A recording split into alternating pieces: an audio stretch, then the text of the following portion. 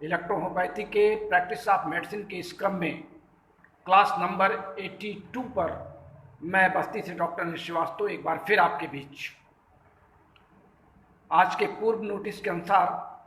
मैं सियाटिका पर आपसे चर्चा करने के लिए एक बार उपस्थित हूँ। आपके कई साथियों की डिमांड इस रोग पर बनी हुई थी और बहुत लोगों ने इस पर चर्चा करने का अनुरोध किया था।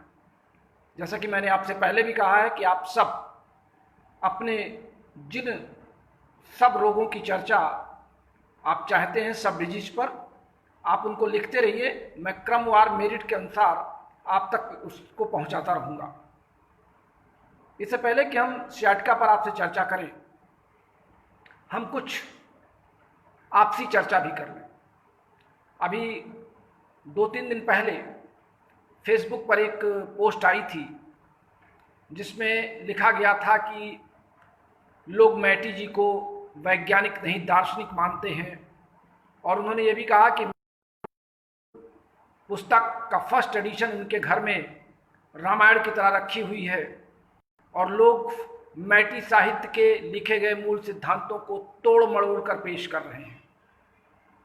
बड़ी अजीब बात लगती है जब सीनियर लोग अपने घरों में बड़ी अजीब बात लगती है जब लोग अपने घरों में बैठ करके इस तरह की चर्चा करते हैं और एक दूसरे पर आरोप लगाते हैं। मैटी साहित्य में जो भी लिखा गया है, मैटी ने जो कुछ कहा, ये बार बार मेरे द्वारा भी कहा गया है और हमारे कई वरिष्ठ साथियों द्वारा भी इस बात को स्वीकारा गया है कि मैटी जी ने अपने जीवन काल में कोई पुस्तक लिखी नहीं थी। उनके द्वारा जो अनुभव थे, उन्होंने अपने अनुभवों को एक डायरी में नोट किया था, लेकिन वो किताब पब्लिश नहीं हुई थी। और उसके बाद उनके अनुयायियों ने, फादर मूलर और अन्य लोगों ने उनके उस डायरी के पन्नों को अपने शब्दों में व्यक्त किया और उसको मैटी का मूल साहित्य बताया। मैटी के फर्स्ट एडिशन की जिस तरह से लोग बात करते हैं, उसके first edition, second edition, third edition तक निकले हैं और मैटी की कही गई बातों में कहीं भर पर भी विभिन्न पौधों के पार्ट नहीं लिखे गए हैं। मैटी ने अपने आर्टिकल में कहीं नहीं लिखा है कि इसके इतने पार्ट मिला करके आप इसकी दवा बना लें। मैटी साहित्य में या मैटी के मूल विचारों में इस बात का जिक्र है कि किसी भी औषधि में जितने पौधे मिलाए गए हैं उनके अनुपात समान होने चाहिए। उनकी जो एक फार्मूला है, जो नाप तोल का फार्मूला है, वो समान होना चाहिए। हम किसी एक पौधे को 5 मिलीग्राम और किसी एक पौधे 20 मिलीग्राम या किसी एक पौधे को 10 मिलीग्राम किस आधार पर बना सकते हैं? अब लोग जो ये कहते हैं कि मैटी जी वैज्ञानिक थे, वो दार्शनिक नहीं थे, मैं उनको इस बात का स्पष्टीकरण दे दूं कि दार्शनिक ही बाद में वैज्ञानिक का रूप होता है। दार्शनिक चिंतन करता है, मनन करता है, उसके बाद वो प्रयोग करता है और प्रयोग के बाद परिणाम उसको मिल जाता है। जब वो साबित कर देता है तो वैज्ञानिक की श्रेणी में आ जाता है। वही स्थिति हर व्यक्ति की है जो पहले चिंतक होता है, विचारक होता है, शोधक होता है, उसे हम दार्शनिक या फिलॉसफर कहते हैं। और फिलॉसफर जो सोचता है अपनी कल्पनाओं में, उसको परिणित करने के लिए, उसको एक्सप्लेन करने के लिए लोगों के सम्मुख रखता है, उसका प्रयोग करने की बात करता है। और जब वो बात साबित हो जाती है तो फिर वो विज्ञान के आधारों पर, विज्ञान के सिद्धांतों पर उसकी परख होती है। और वही कुछ आज तक होता रहा है। मैटी जी ने वास्तव में एक दर्शन शास्त्री के रूप में इलेक्ट्रोहोम्योपैथी के इस ज्ञान को बांटा था। उन्होंने दर्शन शास्त्र के आधार पर इसका विश्लेषण किया था। मैं इस बात को बार बार गर्व से कहता हूं कि मैटी जी एक बहुत अच्छे विश्लेषक, बहुत अच्छे दार्शनिक थे। वैज्ञानिक का वो जमाना नहीं था, उस समय इतने प्रयोग करने के साधन नहीं थे। मैटी जी ने अपनी सारी दवाइयां सूर्य के प्रकाश में सामान्य तापमान पर अपने घर के छत के ऊपर या मैदान में धूप में रख करके उनको मिश्रित करके बनाया था। आजकल के वैज्ञानिक युग में हम उस टेम्परेचर को अपने लेबोरेटरी में विभिन्न उपकरणों के द्वारा देते हैं, लेकिन इसीलिए उन दवाओं का वो रिस्पांस नहीं आता, वो क्वालिटी नहीं आ पाती जो धूप में रख के बनाई जाती है।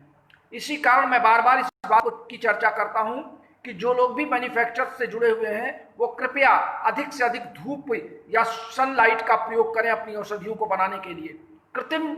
टेम्परेचर या जिसको आप कह लें आर्टिफिशियल टेम्परेचर दे करके जो मेडिसिन बनाई जा रही हैं उसकी क्वालिटी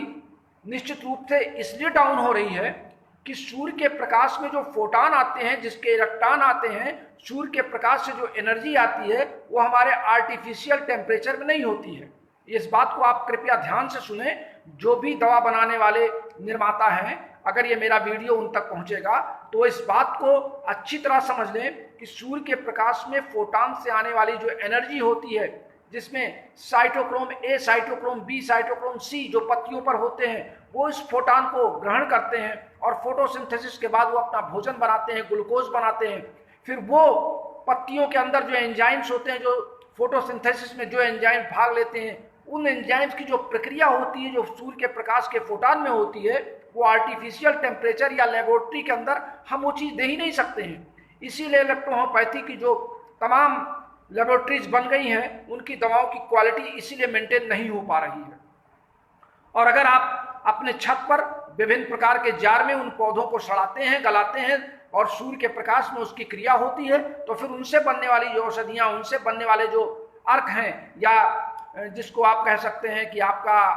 एक्सट्रैक्ट है, वो एक्सट्रैक्ट हमारे लिए बहुत ही महत्वपूर्ण होता है। और उससे हम जो D1 प्राप्त करते हैं वो उस D1 की अपेक्षा जो लेबोरेटरी में बनाया जाता है, शीशे के जार में बंद करके और फनल में और टेस्ट ट्यूब में दिखाते हैं कि हमने इतने अच्छे उपकरण लगा रखे हैं। मैटी का सिद्धांत, मैटी का फार्मूला सूर्य के प्रकाश में पौधों को सड़ाने और गलाने का था, न कि लेबोरेटरी के अंदर उसको आर्टिफिशियल टेम्परेचर दे करके और कांच की नली के जार में उसको हम वेपोरेशन के द्वारा उसको गिरा करके और फिर उसकी बूंदें प्राप्त करें और कहें हमने इसको डिस्टिलेशन कर लिया। ये कोई प्रोसेस नहीं था, मैटी ने ऐसा कुछ नहीं लिखा था। और जहां तक मैटी साहित्य की बात है, मैं एंजाइम्स की बात इसलिए कर रहा हूं कि मैटी जी ने इस बात की चर्चा नहीं की थी कि उनकी औषधियों में क्या है। मैटी जी ने इन दवाओं को तेज काम करने के नाते इसका नाम इलेक्ट्रो रखा था, जो बार बार आप लोग भी इस बात को स्वीकार करते हैं। लेकिन आज मैंने उस इलेक्ट्रो को इलेक्ट्रॉनिक मूवमेंट पर, इलेक्ट्रॉनिक वेग पर, एंजाइम्स की क्रियाशीलता पर, जो 1/300 सेकंड में एंजाइम्स की क्रियाशीलता बॉडी के हर आंग में पहुंचती है, मैंने उसके आधार पर एंजाइम्स की व्याख्या की और ये बताया है कि मैटी जी द्वारा चुने गए पौधों के एक्सट्रैक्ट में या जो निस्टेंदन हम निकालते हैं, जो उसका अर्क निकालते हैं, उस अर्क में पाए जाने वाले जो एंजाइम्स है वो हमारे शरीर की कोशिकाओं के एंजाइम से बिल्कुल मेल खाते हैं और आकर के हमारे शरीर में जिस एंजाइम्स की कमी होती है उसकी वो पूर्ति करते हैं। यही कारण है कि मैं बार बार एंजाइम्स थ्योरी का समर्थन करता हूं और उस पर बार बार जोर देता हूं,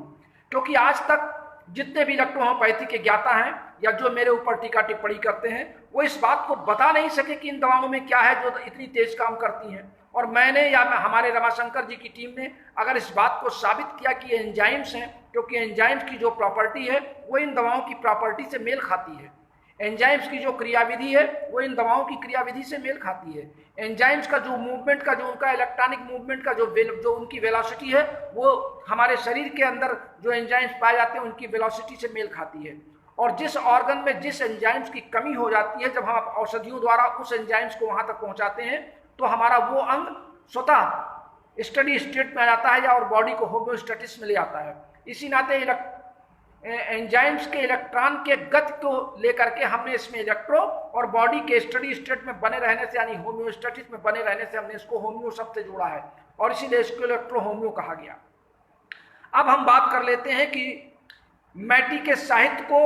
फादर मूलर और उनके अनुयायियों ने तोड़ करके कॉम्प्लेक्स इलेक्ट्रोहोम्योपैथी बनाया और कॉम्प्लेक्स इलेक्ट्रोहोम्योपैथी में कंपाउंड मेडिसिन को बनाने के बाद जो 2-4 औषधियों को जोड़ करके उन्होंने कंपाउंड मेडिसिन बनाया और मैटी जी के सीरियल को तोड़ मरोड़ करके इधर की दवाएं उधर, उधर की दवाएं उधर उठा करके उन्होंने रख दिया और एक साहित्य की उन्होंने रचना कर दिया जिसका नाम उन्होंने दिया इलेक्ट्रो कॉम्प्लेक्स होम्योपैथी। और बाद में एक इलेक्ट्रो कॉम्प्लेक्स होम्योपैथी या कॉम्प्लेक्स इलेक्ट्रो होम्योपैथी, जो भी आप उसको कह लें, दोनों नामों से लोग उसको जानते हैं। ये कहने साहित्य रचने के बाद पूरे देश में, पूरे विश्व में